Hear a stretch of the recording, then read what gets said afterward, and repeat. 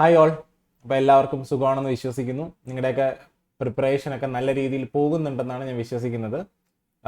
LDC എക്സാമും വരുന്നുണ്ട്, അതുപോലെ തന്നെ അതായത് 10th ലെവലും അതുപോലെ തന്നെ ഡിഗ്രി ലെവൽ പ്രിലിമിനറി എക്സാമും വരുന്നുണ്ട്. അതായത് 10th ലെവൽ എക്സാമും ഡിഗ്രി ലെവൽ പ്രിലിമിനറി എക്സാമും വരുന്നുണ്ട്.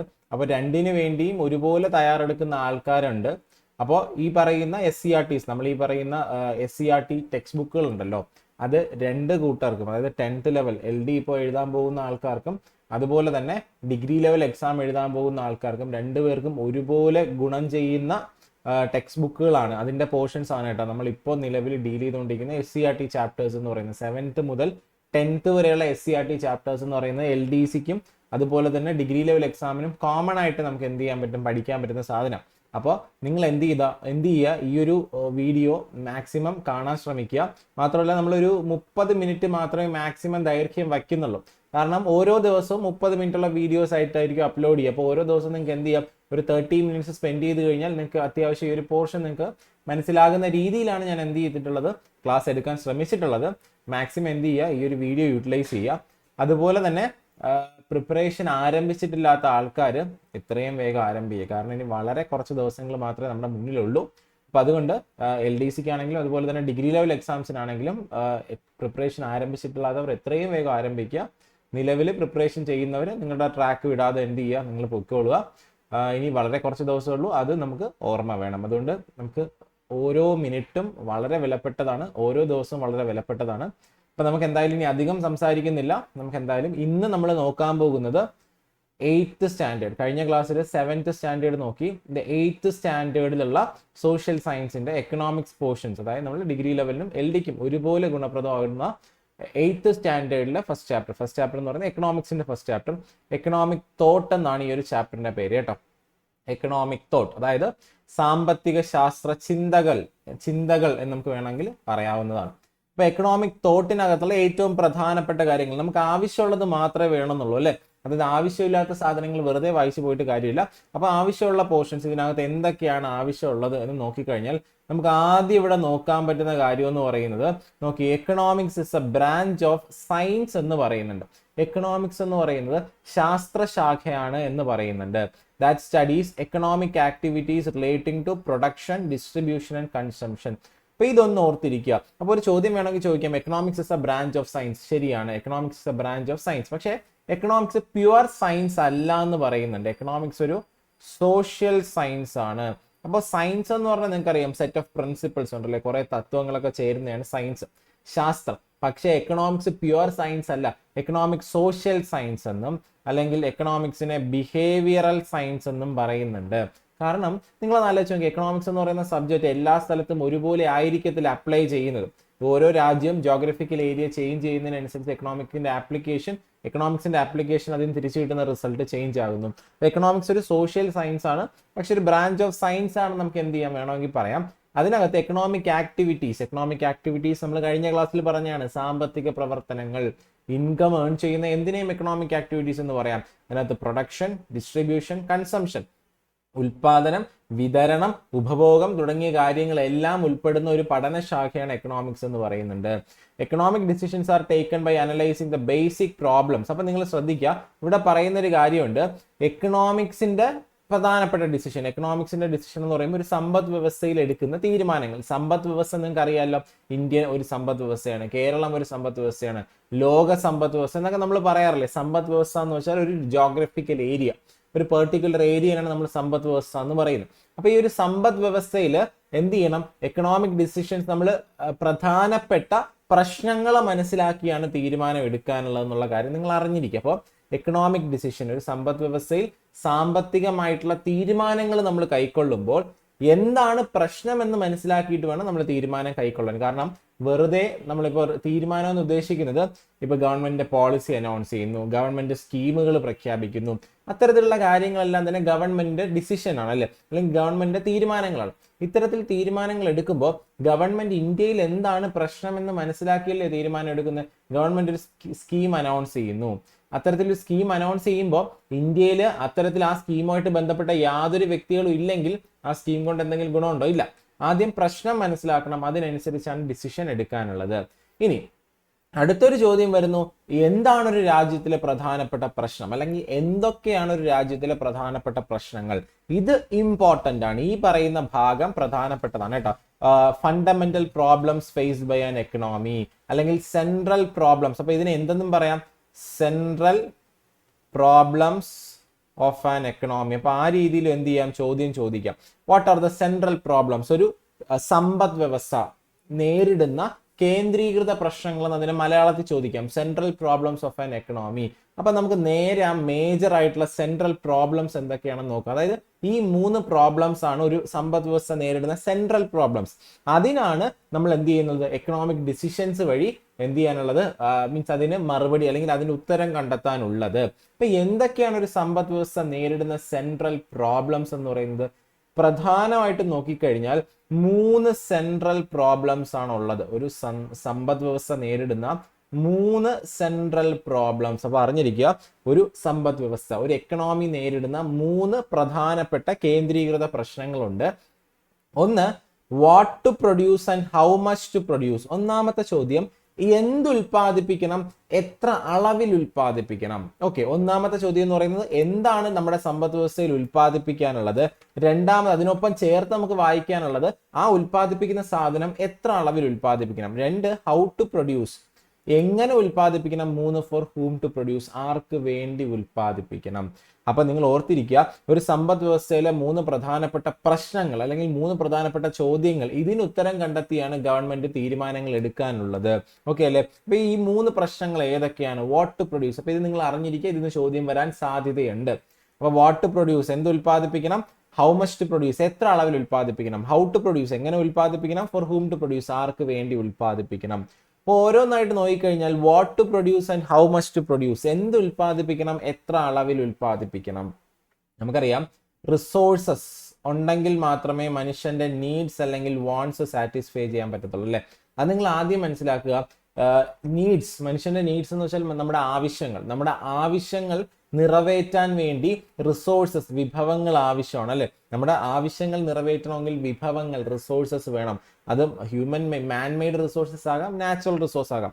മണ്ണ്, അതുപോലെ പിന്നെ ഭക്ഷണം, അതുപോലെ തന്നെ വായു, ജലം തുടങ്ങിയ കാര്യങ്ങളെല്ലാം തന്നെ, വാഹനം, ഇതെല്ലാം തന്നെ, വസ്ത്രം, ഇതെല്ലാം തന്നെ നമ്മുടെ ആവശ്യങ്ങൾ നിറവേറ്റുന്ന റിസോഴ്സസ് ആണ്.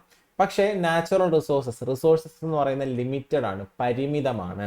അതുകൊണ്ട് നമുക്ക് കയ്യിലുള്ള റിസോഴ്സസ് ഉപയോഗിച്ച് എല്ലാ സാധനവും നമുക്ക് നിർമ്മിക്കാൻ പറ്റത്തില്ല അല്ലെ? നമ്മുടെ കയ്യിൽ ലാൻഡ് ഉണ്ട്, ഭൂമി ഉണ്ടെന്ന് പറഞ്ഞാൽ അവിടെ നെല്ല്, ഗോതമ്പ്, കുരുമുളക്, അതുപോലെ തന്നെ വാഴ, തെങ്ങ് എല്ലാം ഒരുമിച്ച് കൃഷി ചെയ്യാൻ പറ്റത്തില്ല.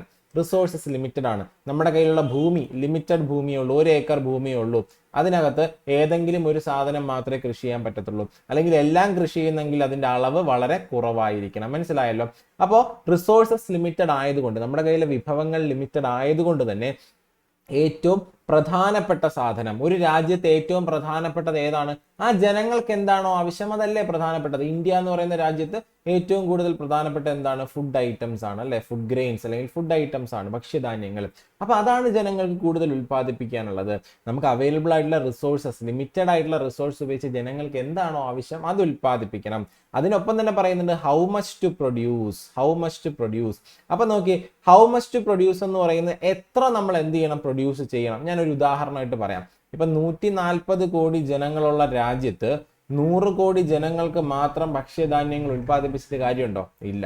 അത് അപ്പൊ എല്ലാവരെയും കൺസിഡർ ചെയ്യണം. മനസ്സിലായല്ലോ? അപ്പൊ എന്താണ് പിന്നെ എന്ത് ഉൽപ്പാദിപ്പിക്കുന്ന സമയത്ത് എന്ത് ഉൽപ്പാദിപ്പിക്കണം എന്നുള്ളൊരു ചോദ്യം വരുന്നു. രണ്ടാമത് എത്ര ക്വാണ്ടിറ്റിയിൽ നമ്മൾ ഉൽപ്പാദിപ്പിക്കണം എന്നുള്ളൊരു ചോദ്യം അതിനൊപ്പം തന്നെ നമ്മൾ വരുന്നുണ്ട്. അപ്പൊ അതാണ് സമ്പദ് വ്യവസ്ഥ നേരിടുന്ന ഒന്നാമത്തെ പ്രശ്നം. അപ്പൊ സെൻട്രൽ പ്രോബ്ലം അല്ലെങ്കിൽ ഒരു സമ്പദ് വ്യവസ്ഥ നേരിടുന്ന ഒന്നാമത്തെ പ്രശ്നം എന്താ? What to produce, how much to produce. Okay അല്ലേ? അപ്പൊ ഇവിടെ പറയുന്നത്, ഇവിടെ നമുക്ക് എന്ത് ചെയ്യാം? ഇപ്പൊ നമുക്ക് ക്രോപ്സ് ആണെങ്കിൽ ഏത് ക്രോപ്പ് കൾട്ടിവേറ്റ് ചെയ്യണം, അല്ലെങ്കിൽ ഇൻഡസ്ട്രിയൽ പ്രോഡക്റ്റ് ആണെങ്കിൽ എന്തൊക്കെ തരത്തിലുള്ള വ്യാവസായിക ഉൽപ്പന്നം നമുക്ക് പ്രൊഡ്യൂസ് ചെയ്യാം, എത്ര യൂണിറ്റ് പ്രൊഡ്യൂസ് ചെയ്യണം തുടങ്ങിയ കാര്യങ്ങളെല്ലാം ഇവിടെ എന്ത് ചെയ്യണം? ഒന്നാമത്തെ സെൻട്രൽ മീൻസ് ഗവൺമെന്റ് തീരുമാനം എടുക്കുന്ന സമയത്ത് ഇതെല്ലാം കൺസിഡർ ചെയ്തിട്ടാണ് ഡിസിഷൻ മേക്കിംഗ് നടത്താനുള്ളത്. ഇനി അതുപോലെ തന്നെ ഇവിടെ പറയുന്നുണ്ട്, food, shelter, clothing, hospital, school etcetera should be made available according to the wants of the society. അപ്പൊ ഇവിടെ പറയുന്ന അളവെന്ന് പറയുന്നത് ജനങ്ങളുടെ ഡിമാൻഡ് ആണ്. ജനങ്ങൾക്ക് എത്ര ആവശ്യമുണ്ടോ അതിനനുസരിച്ചാണ് ഹൗ മച്ച് ടു പ്രൊഡ്യൂസ് എന്ന് പറയുന്നത്. ഉൽപ്പാദിപ്പിക്കാനുള്ളത്. മനസ്സിലായല്ലോ? there should exist a balance between wants of society and the quantity of the product. മനസ്സിലായല്ലോ? ഉൽപ്പാദിപ്പിക്കുന്ന സാധനവും ജനങ്ങളുടെ ആവശ്യവും തമ്മിലൊരു ബാലൻസ് അവിടെ ഉണ്ടാകണം. ഒന്നാമത്തെ ചോദ്യം നമ്മൾ പറഞ്ഞു ഇതിൽ what to produce and how much to produce. രണ്ടാമത്തെ ചോദ്യം ഹൗ ടു പ്രൊഡ്യൂസ്. ഒരു സാധനം ഉൽപ്പാദിപ്പിക്കുമ്പോൾ അത് എങ്ങനെ ഉൽപ്പാദിപ്പിക്കണം എന്നുള്ളതാണ് രണ്ടാമത്തെ ചോദ്യം എന്ന് പറയുന്നത്. ഇപ്പോൾ അത് തന്നെ നമുക്ക് നോക്കിയേ, മെത്തേഡ് ഓഫ് പ്രൊഡക്ഷൻ എന്നുള്ളതാണ് ഇവിടെ വരുന്ന ഒരു ചോദ്യം. മെത്തേഡ് ഓഫ് പ്രൊഡക്ഷൻ, ഒരു സാധനം എങ്ങനെയൊക്കെ പ്രൊഡ്യൂസ് ചെയ്യാം. അപ്പൊ നോക്കിയേ, രണ്ടാമത്തേതെന്ന് പറയുന്ന മെത്തേഡ് ഓഫ് പ്രൊഡക്ഷൻ, ഒരു സാധനം എങ്ങനെയൊക്കെ പ്രൊഡ്യൂസ് ചെയ്യാം. എങ്ങനെയൊക്കെ പ്രൊഡ്യൂസ് ചെയ്യാം നിങ്ങൾ തന്നെ ആലോചിച്ച് നോക്കി. ഒരു വസ്തു, ഒരു ഫാക്ടറിയിൽ ഒരു സാധനം ഉൽപ്പാദിപ്പിക്കുകയാണെന്ന് വിചാരിക്കുക. രണ്ട് രീതിയിൽ പ്രൊഡ്യൂസ് ചെയ്യണം അല്ലേ, പ്രൊഡ്യൂസ് ചെയ്യാം. ഒന്നെന്ന് വെച്ചാൽ ലേബർ ഇൻറ്റൻസീവ് ടെക്നോളജി യൂസ് ചെയ്തും, മറ്റൊന്ന് ക്യാപിറ്റൽ ഇൻറ്റൻസീവ്, അതായത് ഒന്നെങ്കിൽ കൂടുതൽ തൊഴിലാളികളെ അപ്പോയിന്റ് ചെയ്ത് സാധനങ്ങൾ ഉൽപ്പാദിപ്പിക്കാം, അല്ലെങ്കിൽ കൂടുതലും മെഷീൻസ് കൊണ്ടുവന്ന് സാധനങ്ങൾ ഉൽപ്പാദിപ്പിക്കാം. ലേബർ ഇൻറ്റൻസീവോ ക്യാപിറ്റൽ ഇൻറ്റൻസീവ്. കണ്ടല്ലോ? അപ്പൊ നോക്കിയേ, for example the service of labourers or machines can be utilised for agriculture activities like preparing land of cultivation, sowing, weeding, manuring, harvesting and threshing. മനസ്സിലായല്ലോ? അപ്പൊ അതായത് ഇവിടെ ഏത് മെത്തേഡ് യൂസ് ചെയ്യണം. ഒരു അഗ്രികൾച്ചറിലാണെങ്കിൽ പോലും നമുക്ക് മനുഷ്യനെ കൊണ്ടുവരാം, അല്ലെങ്കിൽ മെഷീൻസ് കൊണ്ടുവരാം. അപ്പൊ നമ്മൾ അവിടെ എന്ത് ചെയ്യണം, ഡിസിഷൻ എടുക്കണം. പല ഫാക്ടേഴ്സും കൺസിഡർ ചെയ്തിട്ടാണ് അവിടെ ഡിസിഷൻ എടുക്കാനുള്ളത്. ഒന്നാമത്തേന്ന് വെച്ചാൽ ഏതൊക്കെ റിസോഴ്സസ് നമുക്ക് അവൈലബിൾ ആയിട്ടുണ്ട്. ഹ്യൂമൻ റിസോഴ്സ് കൂടുതലുണ്ട്. അപ്പൊ നിങ്ങൾ ആലോചിച്ച് നോക്കി, ഇന്ത്യയിൽ ഒരുപാട് തൊഴിലില്ലായ്മ രൂക്ഷമാണ്, അല്ലെങ്കിൽ തൊഴിലില്ലാത്ത ആൾക്കാർ ഒരുപാടുണ്ട്. അപ്പൊ ഇവിടെ കൂടുതലും മെഷീൻസ് കൊണ്ടുവന്നാൽ ജനങ്ങൾക്ക് വീണ്ടും തൊഴിലില്ലായ്മ കൂടത്തല്ലേ ഉള്ളൂ. അതുപോലെ തന്നെ ടെക്നോളജി, നമുക്ക് പുതിയ ടെക്നോളജീസ് എന്ത് ചെയ്യാൻ പറ്റത്തില്ല, മീൻസ് അതായത് ആധുനിക ടെക്നോളജീസ് ഉള്ള സ്ഥലത്താണെങ്കിൽ നമുക്ക് എന്ത് ചെയ്യാം, ഈ പറയുന്ന പോലെ തന്നെ പിന്നെ അത്തരത്തിലുള്ള മെഷീൻസ് കൊണ്ടുവരും. അപ്പൊ ആ സ്ഥലത്ത് അവൈലബിൾ ആയിട്ടുള്ള റിസോഴ്സസും മറ്റു പല ഫാക്ടേഴ്സും കൺസിഡർ ചെയ്തിട്ടാണ് ഇതിനെന്ത് ചെയ്യാനുള്ളത്, ഉത്തരം കണ്ടെത്താനുള്ളത്. ഹൗ ടു പ്രൊഡ്യൂസ്, എങ്ങനെ ഉൽപ്പാദിപ്പിക്കണം. മൂന്നാമത്തെ ഫോർ ഹൂം ടു പ്രൊഡ്യൂസ്, അതായത് സൊസൈറ്റിയുടെ നീഡ്സ് സാറ്റിസ്ഫൈ ചെയ്യാൻ പ്രൊഡക്ഷനെ കൊണ്ട് പറ്റണം. മനസ്സിലായല്ലോ? സമൂഹത്തിന്റെ നീഡ്സ് സാറ്റിസ്ഫൈ ചെയ്യാൻ ഈ ഒരു പ്രൊഡക്ഷൻ കൊണ്ട് കഴിയണം. കാരണം എന്ന് വെച്ചാൽ നമ്മുടെ നീഡ്സ് അല്ലെങ്കിൽ വാണ്ട്സ് അൺലിമിറ്റഡ് ആണ് അല്ലേ. ഒരെണ്ണം സാറ്റിസ്ഫൈ ചെയ്യുമ്പോൾ മറ്റത് നമുക്ക് എന്ത് ചെയ്യുമ്പോൾ വേറൊരു ആവശ്യം ഉയർന്നു വരുന്നു. അപ്പൊ ഇവിടെ ഒരു ചോദ്യം വരുന്നതെന്ന് വെച്ച് കഴിഞ്ഞാൽ ആർക്ക് വേണ്ടിയാണ് നമ്മൾ പ്രൊഡ്യൂസ് ചെയ്യാനുള്ളത്. നമ്മൾ പ്രൊഡ്യൂസ് ചെയ്യുന്നു, കാശുള്ളവർ വാങ്ങിച്ചുകൊണ്ട് പോകുന്നു. അപ്പൊ അവിടെ ഒരു ചോദ്യം വരുന്നുണ്ട്, എല്ലാ ആൾക്കാർക്കും വാങ്ങാൻ പറ്റുന്നുണ്ടോ? കാരണം ഇൻകം ഈക്വലി ഡിസ്ട്രിബ്യൂട്ട് ചെയ്തിട്ടുണ്ടോ? അതായത് നമ്മുടെ രാജ്യത്ത് എല്ലാ ജനങ്ങൾക്കും ഇടയിൽ വരുമാനം തുല്യമായിട്ടാണോ വിതരണം ചെയ്തിരിക്കുന്നത് എന്നൊരു ചോദ്യം വരുന്നു. കാരണം എല്ലാവർക്കും ഇടയിൽ വരുമാനം തുല്യമായിട്ടല്ല വിതരണം ചെയ്തിരിക്കുന്നത്. അതുകൊണ്ട് ദരിദ്രരായിട്ടുള്ള ആൾക്കാർ കൂടുതലുണ്ട്. അപ്പൊ അവർക്കൊന്നും എന്ത് ചെയ്യാൻ പറ്റത്തില്ല, മാർക്കറ്റിൽ ഇത്രയും വില കൊടുത്ത് സാധനം മേടിക്കാൻ പറ്റത്തില്ല. അപ്പോഴാണ് ഡിസ്ട്രിബ്യൂഷൻ, എങ്ങനെ ഇത് ഡിസ്ട്രിബ്യൂട്ട് ചെയ്യും എന്നുള്ളൊരു ചോദ്യം വരുന്നത്. ഹൂം ടു പ്രൊഡ്യൂസ്, നമ്മൾ ഉൽപ്പാദിപ്പിക്കുന്ന സാധനം ജനങ്ങളിൽ എത്തണ്ടേ. അങ്ങനെയൊക്കെ ഗവൺമെന്റ് എന്ത് കൊണ്ടുവന്നിട്ടുള്ള PDS, പൊതുവിതരണ സംവിധാനം, റേഷൻ കടകളൊക്കെ കൊണ്ടുവന്നിട്ടുണ്ട്. മനസ്സിലായല്ലോ? അപ്പൊ ഇതിനൊരു പരിഹാരം എന്നോണം ഗവൺമെന്റ് എടുത്തിട്ടുള്ള സ്റ്റെപ്പാണ് പൊതുവിതരണ സംവിധാനം. നാഷണൽ ഫുഡ് സെക്യൂരിറ്റി ആക്ട് ഒക്കെ നമ്മൾ കഴിഞ്ഞ വീഡിയോയിൽ പറഞ്ഞില്ലേ? ഓക്കെ അല്ലേ? അപ്പൊ 3 ചോദ്യങ്ങൾ, 3 പ്രശ്നങ്ങൾ ഒരു സമ്പദ് വ്യവസ്ഥ അഡ്രസ്സ് ചെയ്യാനുള്ള, സമ്പദ് വ്യവസ്ഥയിൽ ഗവൺമെന്റ് അഡ്രസ്സ് ചെയ്യാനുള്ള 3 പ്രധാന പ്രശ്നങ്ങൾ ഇവിടെ നമ്മൾ പറഞ്ഞു. ഒന്ന് പറഞ്ഞത് എന്താണ്, എങ്ങനെ എന്ത് ഉൽപ്പാദിപ്പിക്കണം, എത്ര അളവിൽ ഉൽപ്പാദിപ്പിക്കണം. 2 എങ്ങനെ ഉൽപ്പാദിപ്പിക്കണം. 3 ആർക്ക് വേണ്ടി ഉൽപ്പാദിപ്പിക്കണം എന്നുള്ള 3 ചോദ്യങ്ങൾ. അത് കഴിഞ്ഞിട്ട് നമ്മൾ എന്ത് ചെയ്യുന്നുണ്ട്, എക്കണോമിക്സ് എന്ന് പറയുന്നത് ഇവിടെ പറയുന്നുണ്ട് not merely a study of wealth. നമ്മൾ പലപ്പോഴും പറയാറുണ്ട് സാമ്പത്തിക ശാസ്ത്രം സമ്പത്തിനെ പറ്റിയുള്ള പഠനമാണ് എന്ന് പറയാറുണ്ട് അല്ലെ. പക്ഷെ അങ്ങനെ അല്ല. യഥാർത്ഥത്തിൽ ഈ പറയുന്ന സാമ്പത്തിക ശാസ്ത്രത്തിന് പല ആൾക്കാരും പല നിർവചനങ്ങൾ കൊടുത്തിട്ടുണ്ട്. മനസ്സിലായോ? അപ്പൊ അതിനെയൊക്കെ പറ്റിയാണ് നമ്മൾ ഇനി അങ്ങോട്ട് നോക്കുന്നത്. ഓരോ ആൾക്കാരും ഈ പറയുന്ന സാമ്പത്തിക ശാസ്ത്രത്തിന് കൊടുത്തിട്ടുള്ള ഡെഫിനിഷൻ, സാമ്പത്തിക ശാസ്ത്രത്തിനെ എങ്ങനെയൊക്കെ ഡിഫൈൻ ചെയ്തിട്ടുണ്ട് എന്നുള്ള കാര്യമാണ് നമുക്ക് ഇനി അങ്ങോട്ടുള്ള സ്ഥലങ്ങളിൽ നമുക്ക് നോക്കാനുള്ളത്. ഇവിടെ പറയുന്നുണ്ട് സമ്പത്തിനെ പറ്റിയുള്ള പഠനം മാത്രമല്ല സാമ്പത്തിക ശാസ്ത്രം, മാൻ ആൻഡ് സൊസൈറ്റി, മനുഷ്യനെ പറ്റിയും സമൂഹത്തിനെ പറ്റിയും സാമ്പത്തിക ശാസ്ത്രം പഠിക്കുന്നുണ്ടെന്ന് പറയുന്നു. അപ്പൊ പല ആൾക്കാരും സാമ്പത്തിക ശാസ്ത്രത്തിന് പല നിർവചനങ്ങൾ കൊടുത്തു. അപ്പൊ നമ്മള് പ്രധാനമായിട്ട് നമുക്ക് ഓർത്തിരിക്കാനുള്ളത് ഫാദർ ഓഫ് എക്കണോമിക്സ് എന്ന് പറയുന്ന ആരാണ്? ഫാദർ ഓഫ് എക്കണോമിക്സ്, സാമ്പത്തിക ശാസ്ത്രത്തിന്റെ പിതാവ് എന്നറിയപ്പെടുന്ന ആരെയാണ്? നമുക്ക് എല്ലാവർക്കും അറിയാം സാമ്പത്തിക ശാസ്ത്രത്തിന്റെ പിതാവ് എന്നറിയപ്പെടുന്ന ആരാണ്? ഫാദർ ഓഫ് എക്കണോമിക്സ് എന്ന് പറയുന്നത് ആദം സ്മിത്ത് ആണ് അല്ലെ. Adam Smith father of economics, സാമ്പത്തിക ശാസ്ത്രത്തിന്റെ പിതാവ് എന്നറിയപ്പെടുന്നത് ആദം സ്മിത്തിനെയാണ്. അപ്പൊ എന്തുകൊണ്ടാണ് അദ്ദേഹത്തിന് സാമ്പത്തിക ശാസ്ത്രത്തിന്റെ പിതാവ് എന്ന് പറയാൻ കാരണം എന്ന് ചോദിച്ചു കഴിഞ്ഞാൽ, ഈ പറയുന്ന പണ്ട് കാലത്ത് സാമ്പത്തിക ശാസ്ത്രം എന്ന് പറയുന്ന ഒരു പ്രത്യേക സബ്ജക്റ്റ് ഇല്ല, അത് സോഷ്യൽ സയൻസിന്റെ മറ്റ് സബ്ജക്റ്റുകളുടെ ഭാഗമായിരുന്നു. അതിനെ പിന്നീട് ഒരു സെപ്പറേറ്റ് ഡിസിപ്ലിൻ, പ്രത്യേക സബ്ജക്റ്റ് ആക്കി മാറ്റുന്നതിൽ ആദം സ്മിത്തിന്റെ വർക്കുകൾ എന്ത് ചെയ്തിട്ടുണ്ട്, വലിയ രീതിയിൽ പങ്കുവഹിച്ചിട്ടുണ്ട്. അതിനൊരു പ്രധാനപ്പെട്ട, അദ്ദേഹത്തിന്റെ ഒരു പ്രധാനപ്പെട്ട ബുക്കാണ് an inquiry into the nature and cause of wealth of nations. അപ്പൊ നമുക്ക് പോപ്പുലർ ആയിട്ട് അറിയപ്പെടുന്ന വെൽത്ത് ഓഫ് നേഷൻസ് എന്നറിയപ്പെടുന്ന പുസ്തകം. അപ്പൊ ആദം സ്മിത്ത് എഴുതിയ പുസ്തകമാണ് an inquiry into the nature and cause of wealth of nation. അത് നമുക്ക് വെൽത്ത് ഓഫ് നേഷൻ എന്ന് പറഞ്ഞാൽ മതി. ആരാണ് എഴുതിയ ഒരു പുസ്തകം wealth of nation? Adam Smith. അപ്പൊ ആദം സ്മിത്ത് എഴുതിയ പുസ്തകമാണ് വെൽത്ത് ഓഫ് നേഷൻ എന്നുള്ള പറയുന്ന പുസ്തകം. അതിന്റെ full form an inquiry into the nature and cause of wealth of nation. അപ്പൊ ഈ ഒരു പുസ്തകത്തിന് ശേഷം എന്ത് ചെയ്യുന്നുണ്ട് അദ്ദേഹം? ഇത് മാത്രമല്ല, മറ്റു പല പുസ്തകങ്ങളും എഴുതുന്നുണ്ട്. അതുപോലെ തന്നെ എന്ത് ചെയ്യുന്നുണ്ട്, ഇതിന് ശേഷമാണ് പിന്നീട് എക്കണോമിക്സ് എന്ന് പറയുന്ന ഒരു സബ്ജക്ട് രൂപപ്പെട്ട് വരുന്നതായിട്ട് നമുക്ക് കാണാൻ പറ്റുന്നുണ്ട്. നോക്കിയേ, an inquiry into the nature and cause of wealth of nation has laid a strong foundation for economics. അപ്പൊ എക്കണോമിക്സിന് ഒരു സ്ട്രോങ് ഫൗണ്ടേഷൻ ഉണ്ടാക്കി കൊടുത്തത് ഈ ഒരു പുസ്തകമാണ് എന്നുള്ള കാര്യം എന്ത് ചെയ്യുക, ഒന്ന് അറിഞ്ഞിരിക്കുക. ഇനി ഇദ്ദേഹം പറഞ്ഞ എന്താണ്? Economics is A study of wealth. അപ്പോൾ ഈ പറയുന്ന ആദം സ്മിത്ത് എക്കണോമിക്സിനെ പറഞ്ഞതാണ് economics is A study of wealth. അപ്പൊ ആദം സ്മിത്ത് എക്കണോമിക്സിന് കൊടുത്ത ഡെഫിനിഷൻ എന്താ? വെൽത്ത് ഡെഫിനിഷൻ, സമ്പത്ത് നിർവചനം. അപ്പൊ ഓരോ ആൾക്കാരും ഓരോ ഡെഫിനിഷൻ കൊടുത്തെന്ന് പറഞ്ഞു. ആദം സ്മിത്ത് എക്കണോമിക്സിന് കൊടുത്ത ഡെഫിനിഷൻ ആണ് വെൽത്ത് ഡെഫിനിഷൻ, സമ്പത്ത് നിർവചനം. എക്കണോമിക്സ് എന്ന് പറയുന്ന വെൽത്തിനെ പറ്റിയുള്ള പഠനമാണ്. അതുപോലെ തന്നെ ഇദ്ദേഹം എന്ത് പറയുന്നുണ്ട്? സമ്പദ് വ്യവസ്ഥ ഉണ്ടല്ലോ, എപ്പോഴും ഫ്രീ ആയിരിക്കണം. സമ്പദ് വ്യവസ്ഥയിൽ ചുമ്മാ വെറുതെ ഗവൺമെന്റ് ഇടപെടാൻ പാടില്ല. അവിടെ വില നിയന്ത്രിക്കുന്ന കാര്യത്തിലാണെങ്കിലും എന്ത് ഉൽപ്പാദിപ്പിക്കണം, എങ്ങനെ ഉൽപ്പാദിപ്പിക്കണം തുടങ്ങിയ കാര്യങ്ങളിലൊന്നും വെറുതെ ഗവൺമെന്റ് ഇടപെടാൻ പാടില്ല. സമ്പദ് വ്യവസ്ഥ സ്വതന്ത്രമായിട്ട് പ്രവർത്തിക്കണം.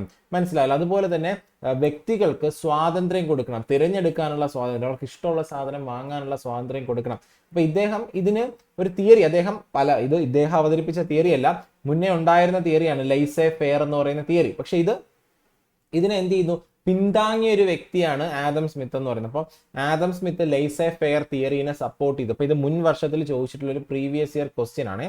ലൈസേ ഫെയർ തിയറി എന്ന് പറയുന്നത് ആദം സ്മിത്തിന്റെ ഒരു തിയറിയാണെന്ന് പറയുന്നുണ്ട്. ശരിയാണ്. ആക്ച്വലി എന്ത് ചെയ്യുന്നുണ്ട്, ആദം സ്മിത്ത് ഇതിനെ വലിയ രീതിയിൽ സപ്പോർട്ട് കൊടുത്തിട്ടുള്ള ഒരാളാണ് ആദം സ്മിത്ത് എന്ന് പറയുന്നത്. കാരണം എന്താണ്, ഫ്രീ ആയിട്ട് സമ്പദ് വ്യവസ്ഥയെ പ്രവർത്തിക്കാൻ അനുവദിക്കും, അവിടെ ഗവൺമെന്റ് ഇടപെടൽ പാടില്ല. അതുപോലെ തന്നെ ജനങ്ങൾക്ക് തിരഞ്ഞെടുക്കാനുള്ള സ്വാതന്ത്ര്യം കൊടുക്കണം തുടങ്ങിയ കാര്യങ്ങൾ ആദം സ്മിത്ത് മുന്നോട്ട് വയ്ക്കുന്നുണ്ട് എന്നുള്ള കാര്യം എന്ത് ചെയ്യുക, ഒന്ന് അറിഞ്ഞിരിക്കുക. അപ്പൊ ആദം സ്മിത്ത് കൊടുത്ത ഡെഫിനിഷൻ ഏതാ? Wealth definition. Adam Smith wealth definition കൊടുത്തപ്പോൾ ഇനി മറ്റു ചില ആൾക്കാർ എക്കണോമിക്സിന് വേറെ കുറച്ച് ഡെഫിനിഷൻസ് കൊടുത്തു. രണ്ടാമതായിട്ട് നമ്മൾ പറയുന്ന ഒരാളുണ്ട്, അദ്ദേഹത്തിന്റെ പേരാണ് എന്താണ്, ആൽഫ്രഡ് മാർഷൽ. രണ്ടാമത്തെ വ്യക്തിയാണ് ആൽഫ്രഡ് മാർഷൽ. ആൽഫ്രഡ് മാർഷൽ എന്ന് പറയുന്ന വ്യക്തി.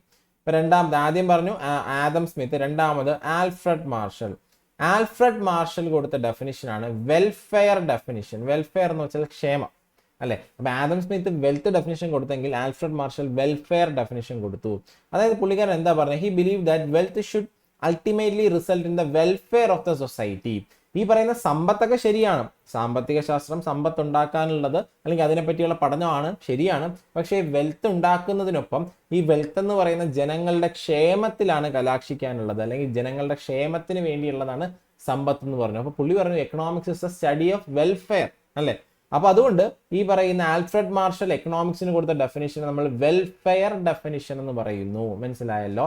ഇനി ഇദ്ദേഹത്തിന്റെ ഒരു പുസ്തകമാണ് പ്രിൻസിപ്പിൾ ഓഫ് എക്കണോമിക്സ് എന്ന് പറയുന്ന വർക്ക്. ആരുടേതാണ്? ആൽഫ്രഡ് മാർഷലിന്റെ ആണെന്നുള്ള കാര്യം അറിഞ്ഞിരിക്കുക. അതിനുശേഷമാണ് ലയണൽ റോബിൻസ് എന്ന് പറയുന്ന വ്യക്തി. ലയണൽ റോബിൻസ് എന്ന് പറയുന്ന ഒരു വ്യക്തിയുടെ ഡെഫിനിഷൻ വരുന്നത്. അപ്പൊ ഇദ്ദേഹം പറയുന്നത് എന്താണ്? അത് ഇവിടെ നോക്കി, ഇവിടെ പറയുന്നുണ്ട് 20-ാം നൂറ്റാണ്ട് കഴിഞ്ഞപ്പോൾ ലോകം 160 കോടി ജനങ്ങൾക്ക് മേലെ ആയിട്ട് ജനസംഖ്യ ഉയർന്നുകൊണ്ടിരിക്കുകയായിരുന്നു. അങ്ങനെ വന്നപ്പോൾ നമ്മൾ നേരത്തെ പറഞ്ഞു വിഭവങ്ങൾ പരിമിതമാണ്, റിസോഴ്സസ് ആർ സ്കേഴ്സ് അല്ലെ. സ്കേഴ്സ് എന്ന് വെച്ചാൽ ദൗർലഭ്യം നേരിടുന്നുണ്ട്, വിഭവങ്ങൾ പരിമിതമാണ്. അതുകൊണ്ട് ഈ പരിമിതമായിട്ടുള്ള വിഭവങ്ങളെ നമുക്ക് മാക്സിമം ആവശ്യമുള്ള കാര്യങ്ങൾക്ക് പ്രയോറിറ്റൈസ് ചെയ്ത് യൂസ് ചെയ്യണം, വേസ്റ്റേജ് കുറയ്ക്കണം. മനസ്സിലായല്ലോ? ഇപ്പൊ ലയണൽ റോബിൻസ് പറഞ്ഞു increasing wants and limited resource. ജനങ്ങളുടെ ആവശ്യങ്ങൾ കൂടുന്നു, പോപ്പുലേഷൻ കൂടുന്നു, ജനങ്ങളുടെ ആവശ്യം കൂടുന്നു. പക്ഷെ അതിനനുസരിച്ചുള്ള റിസോഴ്സസ് ഇല്ല, റിസോഴ്സസ് ആർ ലിമിറ്റഡ്. അപ്പൊ ഇതിനനുസരിച്ച് നമ്മൾ എന്ത് ചെയ്യണം, നമ്മളെ പിന്നെ എന്താ പ്രയോറിറ്റൈസ് ചെയ്ത് ഏറ്റവും പ്രധാനപ്പെട്ട ആവശ്യങ്ങൾക്ക് റിസോഴ്സസ് യൂസ് ചെയ്യണം. മനസ്സിലായല്ലോ? We should prioritise our wants. മനസ്സിലായല്ലോ? അങ്ങനെ ഈ പറയുന്ന ലയണൽ റോബിൻസൺ എക്കണോമിക്സിന് കൊടുത്ത ഡെഫിനിഷൻ. അപ്പൊ ലയണൽ റോബിൻസ് എക്കണോമിക്സിന് കൊടുത്ത ഡെഫിനിഷൻ പറയുന്ന പേരാണ് സ്കേഴ്സിറ്റി ഡെഫിനിഷൻ.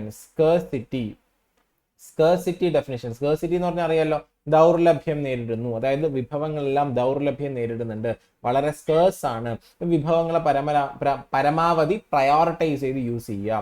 അതിനുശേഷം അടുത്ത് പോൾ സാമുവൽസൺ എന്ന് പറയുന്ന വ്യക്തിയുണ്ട്. പോൾ സാമുവൽസൺ പറഞ്ഞ എന്താണ്? പോൾ സാമുവൽസൺ പറഞ്ഞൊരു കാര്യമുണ്ട്, അതായത് നമ്മുടെ ലോകം വളരുന്നു, ജനങ്ങൾക്ക് കൂടുതൽ ആവശ്യമായിട്ട് വരുന്നു വിഭവങ്ങൾ. അപ്പോൾ നമ്മൾ എന്ത് ചെയ്യണം? നമ്മുടെ ഫിനാൻഷ്യൽ സ്റ്റെബിലിറ്റി നോക്കണം, കൃത്യമായിട്ടുള്ള പ്ലാനിങ് ആവശ്യമാണ്. Efficient economic planning and proper utilisation of resources. അതായത് ഇയാൾ നേരത്തെ ലയണൽ റോബിൻസൺ പറഞ്ഞു എന്താണ്, ഈ റിസോഴ്സസിനെ നമ്മൾ പരമാവധി എന്താണ് അദ്ദേഹം പറഞ്ഞു പ്രയോറിറ്റൈസ് ചെയ്ത് യൂസ് ചെയ്യണമെന്ന് പറഞ്ഞു. അതേസമയം പോൾ സാമുവൽസൺ പറഞ്ഞൊരു കാര്യം, പ്രോപ്പർ പ്ലാനിങ് ആവശ്യമാണ്, എക്കണോമിക് പ്ലാനിങ് ആവശ്യമാണ്, എന്നാൽ മാത്രമേ വരുന്ന തലമുറയ്ക്ക് നമ്മുടെ റിസോഴ്സ് അത്രത്തോളം എന്ത് ചെയ്യാൻ പറ്റും, പ്രോപ്പറായിട്ട് യൂട്ടിലൈസ് ചെയ്യാൻ പറ്റത്തുള്ളൂ എന്ന് പറയുന്നുണ്ട്. അങ്ങനെ വരുമ്പോഴാണ് ഇദ്ദേഹം ഗ്രോത്തിനെ പറ്റി പറയുന്നത്, സാമ്പത്തിക വളർച്ച. വരുന്ന തലമുറ, അതായത് വരുന്ന പോലെ എന്ത് ചെയ്യുന്നുണ്ട്, പോപ്പുലേഷൻ ഗ്രോ ചെയ്യുന്ന സമയത്ത് അവരുടെ ഡിമാൻഡ് ഗ്രോ ചെയ്യുന്നു, അതിനനുസരിച്ച് അവർക്ക് നമ്മുടെ ഉൽപാദനം വർദ്ധിപ്പിക്കേണ്ടതുണ്ട്, അതിന് പ്രോപ്പർ ആയിട്ടുള്ള പ്ലാനിങ് ആവശ്യമാണെന്ന് ആര് പറഞ്ഞു?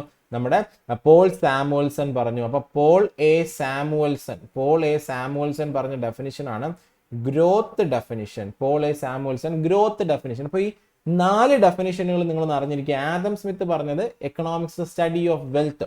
ആദം സ്മിത്ത് പറഞ്ഞ definition wealth definition, Alfred Marshall പറഞ്ഞത് വെൽഫെയർ, ലയണൽ റോബിൻസ് പറഞ്ഞത് സ്കേഴ്സിറ്റി, പോൾ സാമുവൽസൺ പറഞ്ഞത് ഗ്രോത്ത് ഡെഫിനിഷൻ.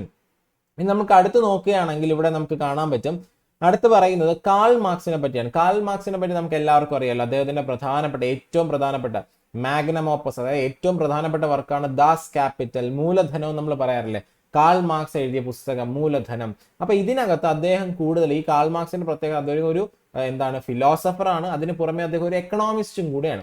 അദ്ദേഹം പറഞ്ഞൊരു ഐഡിയ എന്ന് പറഞ്ഞു കഴിഞ്ഞാൽ കൂടുതലും തൊഴിലാളികൾക്കും, മനസ്സിലായല്ലോ, അപ്പൊ അദ്ദേഹം തൊഴിലാളികൾക്കും ഈ പറയുന്ന വർക്കേഴ്സിന് കൂടുതൽ പ്രാധാന്യം കൊടുക്കുന്ന ഒരു ചിന്തകനായിരുന്നു. ആരെന്ന് പറയുന്ന കാൾ മാർക്സും. അദ്ദേഹത്തിന്റെ വർക്കുകളെല്ലാം നമുക്ക് നോക്കിക്കഴിഞ്ഞാൽ കാണാൻ പറ്റും, ലേബറേഴ്സ്, തൊഴിലാളികൾക്കാണ് കൂടുതൽ പ്രാധാന്യം കൊടുക്കുന്നത്. അദ്ദേഹം പറയുന്നുണ്ട് തൊഴിലാളികളാണ് ഒരു സമ്പദ് വ്യവസ്ഥയെ മുന്നോട്ട് കൊണ്ടുപോകുന്നു എന്ന് പറയുന്നുണ്ട്. അപ്പോൾ gave importance to the role of labourers in the production process. ഉൽപാദന പ്രക്രിയയിൽ ഏറ്റവും പ്രധാനപ്പെട്ടത് ലേബർ ആണെന്ന് പറയുന്നുണ്ട്. അതേപോലെ അദ്ദേഹം എന്ത് പറയുന്നുണ്ട്, he dreamed about a society where there is no difference between haves and have nots. ഉള്ളവനും ഇല്ലാത്തവനും തമ്മിലുള്ള അന്തരം കുറയ്ക്കുന്ന ഒരു സമൂഹത്തിനെ പറ്റി അദ്ദേഹം സ്വപ്നം കണ്ടു.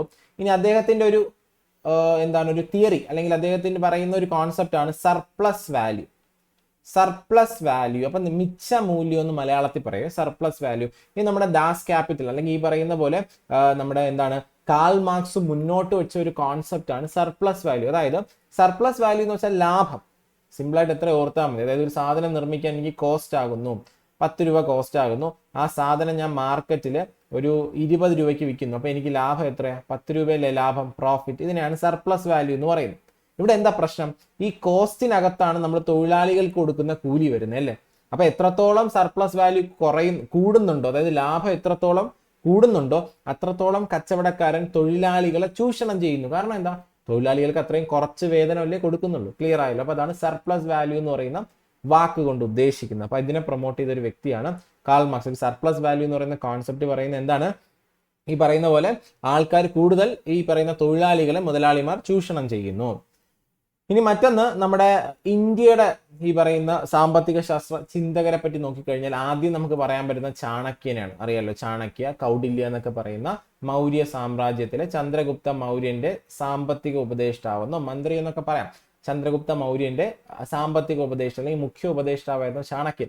അദ്ദേഹത്തിന്റെ പ്രധാനപ്പെട്ട പുസ്തകമാണ് അർത്ഥശാസ്ത്ര. കൗടില്യന്റെ അർത്ഥശാസ്ത്ര, ചാണക്യന്റെ അർത്ഥശാസ്ത്ര എന്ന് കേട്ടിട്ടില്ലേ? അപ്പൊ ഇതിൽ തന്നെ നമ്മുടെ ഇന്ത്യയിൽ ആദ്യമായിട്ടുള്ള സാമ്പത്തിക ശാസ്ത്ര ചിന്തകൾ, ആദ്യകാലത്തുള്ള സാമ്പത്തിക ശാസ്ത്ര ചിന്തകൾ നമുക്ക് കാണാൻ പറ്റും. ഇവിടെ ഒരു വരി മാത്രം നമുക്ക് ഓർത്തിരിക്കുക, lack of effective economic activities can bring a nation to ruin. Proper ആയിട്ടുള്ള സാമ്പത്തിക പ്രവർത്തനങ്ങൾ ഒരു രാജ്യത്തില്ലെങ്കിൽ ആ രാജ്യം നശിച്ചു പോകുന്നതിന് കാരണമാകുമെന്നാണ് ചാണക്യ പറഞ്ഞത്. ഓക്കെ അല്ലെ. ചാണക്യനാണ് മഗധനെ ഒരു പ്രധാനപ്പെട്ട കിങ്ഡം ആക്കി മാറ്റുന്നതിൽ വലിയൊരു സഹായം ചെയ്തത് ചാണക്യനാണ്. നിങ്ങൾ കേട്ടിട്ടുണ്ടായിരിക്കും ചാണക്യ തന്ത്രങ്ങൾ എന്നൊക്കെ. ഇനി മറ്റൊന്ന് ദാദാഭായ് നവറോജി. ദാദാഭായ് നവറോജിനെയാണ് ഫാദർ ഓഫ് ഇന്ത്യൻ എക്കണോമിക്സ് അല്ലെങ്കിൽ ഇന്ത്യൻ സാമ്പത്തിക ശാസ്ത്രത്തിന്റെ പിതാവെന്ന് വിളിക്കുന്ന ആരാണ്? ദാദാഭായ് നവറോജി. അറിയാലോ, great old man of India Dadabhai Naoroji. 3 തവണ INCയുടെ പ്രസിഡന്റ് ഒക്കെ ആയിട്ടുള്ള കാര്യമൊക്കെ നിങ്ങൾക്ക് അറിയാലോ. ഇദ്ദേഹം എന്ത് ചെയ്യുന്നുണ്ട്? ഇദ്ദേഹം മുന്നോട്ട് വെച്ചൊരു തിയറിയാണ് നമുക്കിവിടെ നോക്കാനുള്ളത്, ഡ്രെയിൻ തിയറി, അല്ലെങ്കിൽ ഇതിനെ പറയുന്ന മറ്റൊരു പേര് ഡ്രെയിൻ ഓഫ് വെൽത്ത് തിയറി, സാമ്പത്തിക ചോർച്ചാ സിദ്ധാന്തമെന്നോ ചോർച്ചാ സിദ്ധാന്തം എന്നൊക്കെ ഇതിനെ വിളിക്കുന്നുണ്ട്. അതായത് എന്താ പറയുന്നത്? ഇന്ത്യയിൽ നിന്ന് ഇൻകം ഏൺ ചെയ്യുന്ന, കാശ് ജനറേറ്റ് ചെയ്യുന്ന ബ്രിട്ടീഷുകാര് ആ കാശ് ഇന്ത്യയിൽ ഉപയോഗിക്കുന്നതിന് പകരം ബ്രിട്ടന്റെ സാമ്രാജ്യ വികസനത്തിന് കൊണ്ടുപോകുന്നു. ഇതാണ് ഡ്രെയിൻ ഓഫ് വെൽത്ത് തിയറി. അതുപോലെ അദ്ദേഹം എങ്ങനെ പറയുന്നു, എങ്ങനെയൊക്കെയാണ് പ്രധാനമായിട്ട് റിസോഴ്സസ് ഡ്രെയിൻ ആയി പോകുന്നത്? ബ്രിട്ടീഷ് ഓഫീസേഴ്സിന് ഹൈ സാലറി കൊടുക്കുന്നു, അവരത് നാട്ടിലോട്ട് കൊണ്ടുപോകുന്നു. Goods made from Indian raw materials and resource bought at extreme low price were sold at high price in Indian market. ഇന്ത്യയിൽ നിന്ന് അസംസ്കൃത വസ്തുക്കൾ കളക്ട് ചെയ്ത് ബ്രിട്ടൻ കൊണ്ടുപോകുന്നു. കോട്ടൺ, ഇൻഡിഗോ പോലുള്ള കാര്യങ്ങൾ കൊണ്ടുപോയി ബ്രിട്ടനിലെ ഇൻഡസ്ട്രീസിൽ അത് എന്താക്കി മാറ്റും? ഫിനിഷ്ഡ് പ്രോഡക്റ്റ് ആക്കി മാറ്റി ഇന്ത്യയിൽ തന്നെ കൊണ്ടുവന്ന് ഉയർന്ന വിലയ്ക്ക് വിൽക്കും. അങ്ങനെയും ബ്രിട്ടൻ കാശുണ്ടാക്കുന്നു. Indian wealth was robbed for expanding British empire. ബ്രിട്ടീഷുകാർ ബ്രിട്ടീഷ് സാമ്രാജ്യം വികസിപ്പിക്കുന്നതിനായി, ബ്രിട്ടീഷ് എംപയർ വികസിക്കുന്നതിനായി ഇന്ത്യയിൽ നിന്ന് സ്വത്ത് അടിച്ചുകൊണ്ട് പോകുന്നു. Indian labourers were treated as slaves and farm and industrial product were exported to England. അപ്പോൾ ഇന്ത്യൻ തൊഴിലാളികളെ അടിമകളായിട്ട് കൺസിഡർ ചെയ്തു എന്നുള്ള കാര്യം അറിഞ്ഞിരിക്കുക. മാത്രമല്ല ഇവിടെ പറയുന്നതെന്ന് വെച്ചാൽ RC ദത്തിന്റെ ഒരു കാര്യം പറയുന്നുണ്ട്. RC ദത്ത് അറിയാലോ, രമേശ് ചന്ദ്ര ദത്ത് എന്ന് പറയുന്ന RC ദത്തിന്റെ on British exploitation of India also strengthen the Indian economic thought. ഇതൊക്കെ എന്ന് പറഞ്ഞാൽ പല കാലങ്ങളിലായിട്ട് ഇന്ത്യൻ സാമ്പത്തിക ശാസ്ത്ര ചിന്തകളുടെ വളർച്ചയെ പറ്റിയാണ് പറയുന്നത്. ആദ്യകാലത്ത് ആൻഷ്യന്റ് ഇന്ത്യയിലെ ചാണക്യനും നമ്മുടെ മോഡേൺ ഇന്ത്യയിലെ ദാദാഭായ് നവറോജിയുടെ കാലത്തും അതുപോലെ തന്നെ RC ദത്തിന്റെ വർക്കുകളും ഇന്ത്യൻ എക്കണോമിക് തോട്ടുകൾക്ക് കൂടുതൽ ശക്തി പകർന്നു എന്നുള്ള കാര്യം അറിഞ്ഞിരിക്കാം. അതുപോലെ തന്നെ ഗാന്ധിയൻ എക്കണോമിക്സ്, നമ്മുടെ ഇന്ത്യയിൽ ഗാന്ധിജിയുടെ എക്കണോമിക് തോട്ടും വളരെ പ്രധാനപ്പെട്ടതാണ്. അദ്ദേഹത്തിന്റെ ആശയം എന്ന് പറയുന്ന ട്രസ്റ്റിഷിപ്പിനെ പറ്റി നിങ്ങൾ കേട്ടിട്ടുണ്ടായിരിക്കും അല്ലെ. ട്രസ്റ്റിഷിപ്പ് എന്ന് പറഞ്ഞാൽ അദ്ദേഹം പറയുന്നത്, നിങ്ങൾക്ക് സ്വന്തമായിട്ട് വസ്തുക്കളില്ല, നിങ്ങൾക്കുള്ള വസ്തുക്കളുടെ ഉടമസ്ഥാവകാശികൾ നിങ്ങളല്ല, നിങ്ങൾക്ക് ആരോ ആ വസ്തു തരുന്നു, അല്ലെങ്കിൽ ദൈവം നിങ്ങളെ ഏൽപ്പിച്ച പോലെയാണ്. അത് നിങ്ങൾ എന്ത് ചെയ്യും? നോക്കി നടത്തിപ്പ് അവകാശം മാത്രമേ നിങ്ങൾക്കുള്ളൂ, നിങ്ങൾ അതിന്റെ ട്രസ്റ്റികൾ മാത്രമാണ്. ഇനി വരുന്ന തലമുറയ്ക്ക് ഇത് കൈമാറുകയല്ല ചെയ്യുന്നത്, ഇല്ലാത്തവർക്ക് അത് വിതരണം ചെയ്ത് കൊടുക്കുകയാണ് ചെയ്യുന്നത്. മനസ്സിലായല്ലോ? അപ്പോൾ ഈ ട്രസ്റ്റിഷിപ്പിനകത്ത് ഗാന്ധിജി പറയുന്നത് എന്തൊക്കെയാണ്? Capital is just no denounce sole ownership. മനസ്സിലായല്ലോ? അവരുടെ വസ്തുവിന്റെ ഓണർഷിപ്പ് ഇല്ല, പകരം ട്രസ്റ്റികളാണ്, പൊതുജനങ്ങളുടെ ട്രസ്റ്റികൾ മാത്രമാണ് ഈ പണക്കാരെന്ന് പറയുന്നത്. Trustee has no other heir but the public. അതായത് ഇവർക്ക് ഇനി അനന്തരാവകാശികളോ അങ്ങനെയൊന്നുമില്ല, പൊതുജനങ്ങൾക്കാണ് ഈ വസ്തു എന്ന് പറയുന്നത്. Nature of the production is decided by the society. അതായത് ഈ രാജ്യത്ത് എന്തൊക്കെ ഉൽപ്പാദിപ്പിക്കണമെന്ന് തീരുമാനിക്കാനുള്ള ഒരു വ്യക്തിയുടെ ഒരു വ്യക്തിയല്ല, പകരം എന്ന് വെച്ചാൽ സമൂഹമാണ്. സമൂഹത്തിനാണ് എന്താ വേണമെന്ന് തീരുമാനിക്കുക. അതിലൊരു വ്യക്തി അത്യാഗ്രഹിക്കുന്നതിനനുസരിച്ചല്ല രാജ്യത്ത് ഉൽപാദനം നടക്കാനുള്ളത്. അതുപോലെ തന്നെ മിനിമം വേജസ്, അടിസ്ഥാന വേതനം തീരുമാനിക്കണം. അതുപോലെ തന്നെ ഗാന്ധിജി പറഞ്ഞു മാക്സിമം വേജും ഫിക്സ് ചെയ്യണം, ഒരാൾക്ക് കിട്ടാവുന്ന മാക്സിമം വരുമാനം ഫിക്സ് ചെയ്യണമെന്ന് ഗാന്ധിജി ട്രസ്റ്റിഷിപ്പിനകത്ത് പറയുന്നുണ്ട്. ഇനി ഗാന്ധിജിയുടെ ഹിന്ദു സ്വരാജ് 1909 പബ്ലിഷ് ചെയ്ത ഹിന്ദു സ്വരാജ് ആദ്യകാല ബുക്കുകളിൽ ഒന്നാണ്. ഹിന്ദു സ്വരാജിൽ നമുക്ക് ഗാന്ധിജിയുടെ സാമ്പത്തിക ശാസ്ത്ര ചിന്തകളെ പറ്റി കൂടുതൽ കാണാൻ പറ്റുന്നു. ഇത് ട്രൂത്തിനും നോൺ വയലൻസിനും, മനസ്സിലായി, അഹിംസ, സത്യം, ഇതിന്റെ ബേസ് ചെയ്തിട്ടാണ് ഗാന്ധിജിയുടെ വർക്കുകൾ എന്ന് പറയുന്നത്. ഇനി അതുപോലെ തന്നെ നിങ്ങൾക്ക് നോക്കിക്കഴിഞ്ഞാൽ കാണാൻ പറ്റും ഗാന്ധിജിയുടെ ഐഡിയാസ് നമുക്ക് നോക്കിക്കഴിഞ്ഞാൽ കൂടുതലും ഗ്രാമപ്രദേശം അതുപോലെ കൃഷി, കാർഷിക മേഖലയാണ് ഗാന്ധിജി ഫോക്കസ് ചെയ്തത്. സ്മോൾ ആൻഡ് കോട്ടേജ് ഇൻഡസ്ട്രി, ചെറുകിട വ്യവസായങ്ങൾ, കുടിൽ വ്യവസായങ്ങൾക്ക് ഗാന്ധിജി ഊന്നൽ കൊടുത്തു. ബിൽഡ് ഓൺ ഇക്വാലിറ്റി, സമത്വം എന്ന് പറയുന്നത് ഒരു വലിയ ആശയമാണെന്ന് ഗാന്ധിജി പറയുന്നു. Self sufficient and self reliant, അതായത് നമ്മുടെ സമ്പദ് വ്യവസ്ഥകൾ എന്ന് പറയുന്നത് സ്വതന്ത്രമായിട്ട് അല്ലെങ്കിൽ സ്വയം പര്യാപ്തം നേടിയ, സ്വാശ്രയത്വം നേടിയ സമ്പദ് വ്യവസ്ഥകളായിരിക്കണം. പ്രത്യേകിച്ച് ലോക്കൽ എക്കണോമി, ഗ്രാമപ്രദേശം അതുപോലുള്ള സ്ഥലങ്ങൾ. ലോക്കൽ എക്കണോമി എന്ന് പറയുന്നത് ഇവിടെ തന്നെ ഉൽപ്പാദിപ്പിക്കുന്ന സാധനങ്ങൾ തന്നെയായിരിക്കണം നമ്മൾ മാക്സിമം യൂസ് ചെയ്യാനുള്ളത്. ഇറക്കുമതിയൊക്കെ കുറയ്ക്കുക എന്നുള്ളതാണ് പുള്ളിയുടെ പറഞ്ഞതിന്റെ മൊത്തത്തിലുള്ള സാരാംശം. ഇനി വേറൊരു കാര്യം നോക്കിക്കഴിഞ്ഞാൽ നമുക്ക് അടുത്തിവിടെ നോക്കാനുള്ള ഒരു പോയിന്റ് എന്ന് വെച്ചാൽ ഗാന്ധിയൻ എക്കണോമിസ്റ്റുകൾ എന്ന് കുറച്ച് ആൾക്കാരെ പറയാറുണ്ട്. അതായത് ഗാന്ധിജിയുടെ ആശയങ്ങൾ പിന്തുടരുന്നവരെയാണ് ഗാന്ധിയൻ എക്കണോമിസ്റ്റുകൾ, ഗാന്ധിയൻ സാമ്പത്തിക ശാസ്ത്രജ്ഞർ എന്ന് പറയാറുള്ളത്. അതിൽ പ്രധാനപ്പെട്ട ആളാണ് JC കുമരപ്പ, ശ്രീമൻ നാരായൺ അഗർവാൾ, ധരംപാൽ. ഈ 3 ആൾക്കാരെ എന്ന് അറിഞ്ഞിരിക്കുക കേട്ടോ. JC കുമരപ്പ, ശ്രീമൻ നാരായൺ അഗർവാൾ, അതുപോലെ തന്നെ ധരംപാൽ. ഇങ്ങനെ ഈ 3 ആൾക്കാരും ഗാന്ധിജിയുടെ സാമ്പത്തിക ശാസ്ത്ര ആശയങ്ങൾ പിന്തുടർന്ന ആൾക്കാരാണ്. അതുകൊണ്ട് ഇവരെ നമ്മൾ ഗാന്ധിയൻ സാമ്പത്തിക ശാസ്ത്രജ്ഞരെന്ന് വിളിക്കാറുണ്ട്. ഇവർ 3 പേരും ഇന്ത്യയിലെ പ്രധാനപ്പെട്ട ഗാന്ധിയൻ സാമ്പത്തിക ശാസ്ത്രജ്ഞരാണ് എന്നുള്ള കാര്യം ഓർത്തിരിക്കുക. ഇവർക്ക് എന്ത് ചെയ്തു? ഗാന്ധിജിയുടെ സാമ്പത്തിക ആശയങ്ങൾക്കാണ് ഊന്നൽ കൊടുത്തത് ഇവർ. ഓക്കെ അല്ലേ? ഇനി അമർത്യ സെൻ പറഞ്ഞാൽ അദ്ദേഹം ഒരു ആധുനിക ഇന്ത്യൻ സാമ്പത്തിക ശാസ്ത്രജ്ഞനാണ് അല്ലെ. കാരണം 1998 ഇന്ത്യയിൽ നിന്ന് മാത്രമല്ല ഏഷ്യയിൽ നിന്ന് തന്നെ എക്കണോമിക്സിൽ ആദ്യമായിട്ട് നൊബേൽ കിട്ടുന്ന സാമ്പത്തിക ശാസ്ത്രജ്ഞനാണ് അമർത്യ സെൻ എന്ന് പറയുന്നത്. ഇന്ത്യയിൽ നിന്നും ഏഷ്യയിൽ നിന്നും ആദ്യമായിട്ട് നൊബേൽ കിട്ടുന്ന സാമ്പത്തിക ശാസ്ത്രജ്ഞനാണ് അമർത്യ സെൻ എന്ന് പറയുന്നത്. ഇദ്ദേഹം എന്ത് ചെയ്യുന്നുണ്ട്? ഇദ്ദേഹം പല കാര്യങ്ങൾ, ഇദ്ദേഹത്തിന്റെ പഠന മേഖല വെൽഫെയർ, ക്ഷേമം, അസമത്വം, വികസനം തുടങ്ങിയ കാര്യങ്ങളെ പറ്റിയാണ്. ഇദ്ദേഹം പോവർട്ടി ലൈൻ, ദാരിദ്ര്യരേഖേനെ ഫ്ലോസ്, ഒരുപാട് കുറവുകളെ പറ്റി എന്ത് ചെയ്യുന്നുണ്ട്? പറയുന്നുണ്ട്.